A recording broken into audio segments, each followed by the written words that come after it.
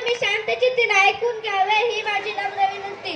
400 वर्षांपूर्वी जिजाऊंच्या कुशीत जन्मलेले बाळ म्हणजे शिवबा. रात्री गनिमिकावा यांसारख्या गुणशास्त्राचा कळस म्हणजे शिवबा. एकीकडे संयमाचा घाट म्हणजे शिवबा, तर सळसळत्या रक्ताची लाट म्हणजे शिवबा. या महाराष्ट्रात माणुसकी मोजण्याचे माप म्हणजे शिवबा. दुश्मनांच्या काळजात पावित्र्याचे स्थान निर्माण करणारा किमाईगार म्हणजे शिवबा.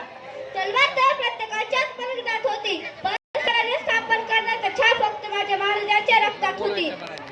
मित्रांनो, शिवाची आज्ञा व 3 अक्षरी शब्द नसून हा एक मंत्र आहे व तो मंत्र उच्चारताच अंगातले रक्त सळसळायला लागते व एकीकडे सकारात्मक ऊर्जेचा प्रवाह निर्माण होतो. मित्रांनो, छत्रपती शिवाजी महाराजांनी हिंदवी स्वराज्य केले, पण हिंदवी स्वराज्य स्थापन करत असताना महाराजांकडे भरपूर शास्त्र पुरवठाही नव्हता व सैनिक साठाही नव्हता. यासाठी सुरुवात शून्यातूनच झाली. शिवरायांनी सैनिक गोळा केले नाही, तर स्वराज्यावर प्रेम करणारी माणसे गोळा केली. आज आपण कुठल्याही क्षेत्रात असो, आलं अपयश करतो आत्महत्या, लावतो बाटलीला तोंड आणि शिवजयंती जवळ करतो भांडणे. यांच्या जयंतीमध्ये राजांनी अनेक गड किल्ले जिंकले, पण कधीही कुठल्याही गडाला स्वतःचे नाव दिले नाही. यासाठीच आज खऱ्या अर्थाने गरज आहे महाराज समजून. आज सरकारला निर्भय पथक नेमण्याची पाळी आली, कारण हैदराबाद कोपर्डीच्या घटना येथे घडू लागल्या, म्हणजेच लोकांना आणखी महाराज समजले नाहीत.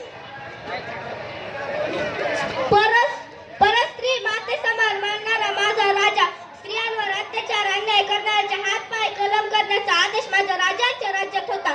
त्यावेळी स्त्रियांना 50% आरक्षण नसून संरक्षण होते.